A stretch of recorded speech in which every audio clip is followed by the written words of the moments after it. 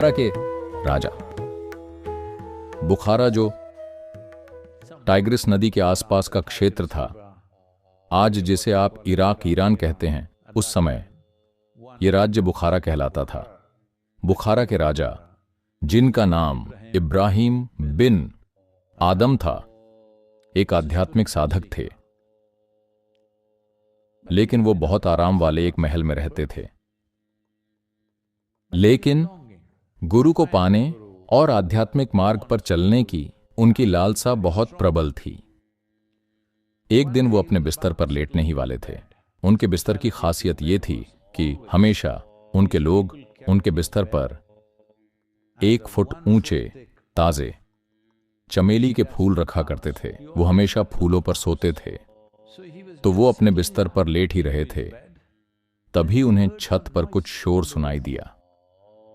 वो लेटे हुए सुन रहे थे, फिर उन्हें आवाज सुनाई दी जैसे कोई चल रहा है। तो वो खिड़की के पास गए और चिल्लाए, अरे वहां ऊपर कौन है? वहां क्या कर रहे हो? तो 2 लोगों ने जवाब दिया। उन्होंने कहा, हम ऊंट चलाने वाले हैं। हमने अपने ऊंट खो दिए हैं, हम उन्हें ढूंढ रहे हैं। राजा ने कहा, किस तरह के मूर्ख लोग हो तुम?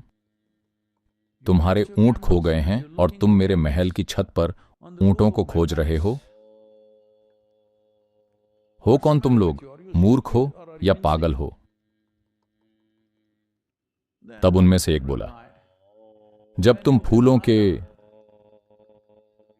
बिस्तर पर लेटकर परमात्मा की खोज कर सकते हो, तो हम महल की छत पर अपने ऊंट क्यों नहीं खोज सकते? तो राजा को बात समझ में आ गई। उन्होंने अपना राजपाट त्याग दिया और भारत के काशी चले आए। और वहां कुछ खोजबीन के बाद उन्हें पता चला कि भारत में काशी में एक संत हैं जिनका नाम कबीर है। आज कबीर एक बहुत ही प्रसिद्ध संत हैं। उनकी कविताएं आज भी भारत में हर जगह गाई जाती हैं। तो उन्होंने कबीर को ढूंढ निकाला। कबीर ने कहा, देखो तुम एक राजा हो, मैं एक गरीब जुलाहा हूं। कबीर हमेशा एक बुनकर रहे अपने पूरे जीवन में। हालांकि वो एक आध्यात्मिक गुरु थे, लेकिन वो अपनी आजीविका के लिए बुनाई करते रहे। कपड़ा बुनना, कताई करना और बुनना। वो बोले, देखो मैं एक गरीब बुनकर हूं, तुम एक राजा हो। अगर तुम सीखने के लिए मेरे घर में आओगे तो ये काम नहीं करेगा, ये मेल नहीं खाएगा। एक राजा मेरे घर में बैठा है और मैं उसे सिखाने की कोशिश कर रहा हूं, ये काम नहीं करने वाला, कहीं और जाओ। बुखारा के राजा ने विनती की। उसने कहा, मैं आपके पास एक राजा के रूप में नहीं आया हूं, मैं आपके पास भिखारी के रूप में आया हूं, कृपया मुझे स्वीकार करें। कबीर इच्छुक नहीं थे, लेकिन उनकी पत्नी लोई ने कहा, वो ईमानदार दिखता है, एक सच्चा साधक दिखता है, उसे स्वीकार कर लीजिए। कबीर बोले, ठीक है। तो राजा घर में आ गया। उसने बर्तन धोए, उसने फर्श साफ किया, ये वो सब कुछ किया, सभी तरह के काम किए। रोज के घर के छोटे मोटे काम पूरी ईमानदारी से, बिना किसी शिकायत के वो काम करते रहे। और 6 साल बीत गए। तो कबीर की पत्नी लोई अपने पति के पास गई और बोली, आपको उसे दीक्षा देनी चाहिए, आप उसे नजरअंदाज करते आ रहे हैं। 6 साल बिना किसी शिकायत के इस आदमी ने हर तरह का काम किया जो भी हमने उसे दिया। और कई दिन तो जब घर में खाने की कमी होती थी तो उसे खाना नहीं मिलता था, लेकिन उसने कभी शिकायत नहीं की। आपको उसे दीक्षा देनी ही चाहिए। कबीर ने कहा, देखो अभी भी उसका मन साफ नहीं हुआ है, दीक्षा संभव नहीं है। लेकिन उनकी पत्नी ने कहा, देखिए उसकी विनम्रता ऐसी है, राजा होते हुए भी उनकी पत्नी के मन में अभी भी वो राजा है, लेकिन कबीर के मन में कोई राजा और भिखारी नहीं है, सब एक जैसे हैं। तो वो जोर दे रही थीं। तब कबीर ने कहा, एक काम करो, पड़ोस में घर की छत पर, किसी एक घर की छत पर जाओ वहां घर की सारी गंदगी लेकर खड़ी हो जाओ। जब वो उधर से गुजरे तो उस पर वो पूरी गंदगी फेंक देना। तो उन्होंने वैसा ही किया।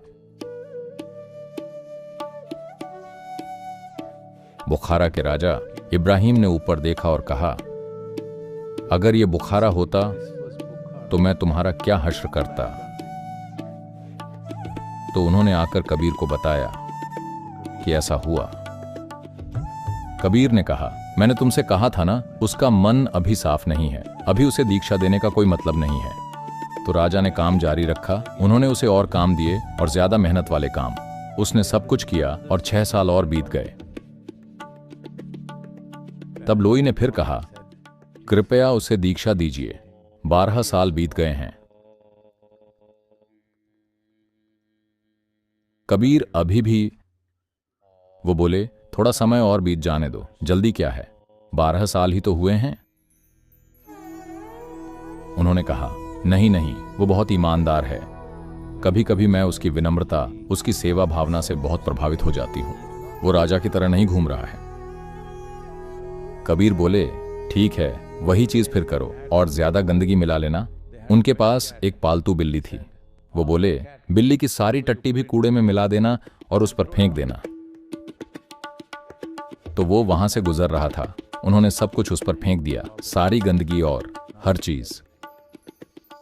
तो उसने ऊपर देखा और कहा, मैं आपका आभारी हूं क्योंकि आपने मुझ पर अभी वही चीज फेंकी है जो मेरे दिमाग में है, इसीलिए मैं आपका बहुत आभारी हूं। और वो चला गया। तो वो आई और कबीर को बताया। कबीर बोले, समय आ गया है। तो उन्होंने उसे दीक्षा दी। वो आत्मज्ञान को प्राप्त हुए और एक शानदार इंसान बन गए। तब कबीर ने कहा, अब तुम्हें वापस जाना चाहिए। अब जब तुम्हें आत्मज्ञान हो गया है तो तुम्हें यहां नहीं होना चाहिए, तुम्हें बुखारा वापस जाना चाहिए। वो वापस चले गए और वो टाइग्रिस नदी के किनारे सुई धागा लेकर बैठे थे, अपने लिए कुछ सिल रहे थे। तभी एक आदमी घोड़े पर सवार होकर, जो शिकार पर निकला था, वहां से गुजरा और उसने इस आदमी को देखा। फिर वो वापस आया, पीछे घूमा, वापस आया और बोला, क्या आप हमारे राजा हो? उन्होंने सिर हिलाया, हां। उसने कहा, अरे मेरे स्वामी, आपके छोटे बच्चे जिन्हें आप छोड़कर चले गए, मैंने उनका बहुत अच्छे से लालन पालन किया है। वो अब शानदार युवा हो गए हैं, राज्य अच्छा चल रहा है। आपको वापस आकर शासन करना चाहिए। तब इब्राहिम, जो इस सुई से सिलाई कर रहे थे, उन्होंने सुई को धागे से निकाला और सुई को नदी में फेंक दिया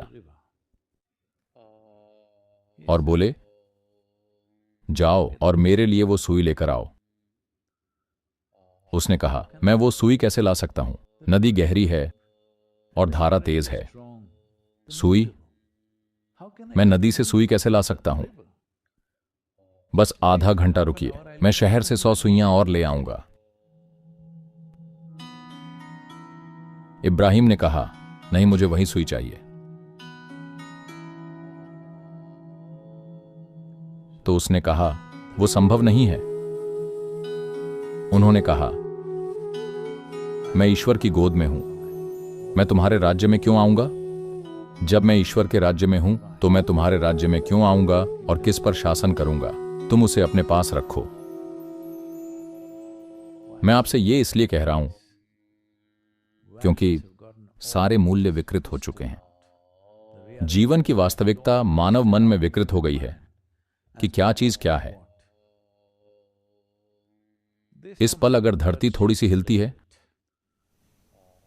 हेलो, हां, देखिए, ऐसा मत सोचिए कि धरती घूम रही है और बढ़ रही है बिना किसी घर्षण के। घर्षण मौजूद है। बात बस इतनी है कि वायुमंडल का ये बुलबुला आपको कुछ भी महसूस नहीं होने दे रहा। लगता है जैसे सब सहजता से चल रहा है, लेकिन असल में बहुत ज्यादा घर्षण है। कोर में बहुत सी चीजें हो रही हैं, बहुत सी चीजें वहां ऊपर हो रही हैं। इस वायुमंडल में आने वाली कोई भी चीज इसके प्रतिरोध के कारण जल जाती है। हेलो। तो इस सारी सुरक्षा में, सृष्टि की गोद में, हम भूल गए हैं कि हम सृष्टि की गोद में हैं। ये इंसान की सबसे बड़ी मूर्खता है कि आप भूल गए हैं कि आप सृष्टि और सृष्टिकर्ता की गोद में फल फूल रहे हैं। तो गुरु की गोद में होने या सृष्टि की गोद में होने का मतलब है बस इसे होने देना। वैसे भी आपका जीवन आपके साथ रहेगा, केवल आपके बेवकूफी भरे विचार। क्योंकि इतनी सारी गंदगी है, इससे बढ़िया खाद बनेगी। इसीलिए हम आपको यहां बगीचों के लिए लाए हैं।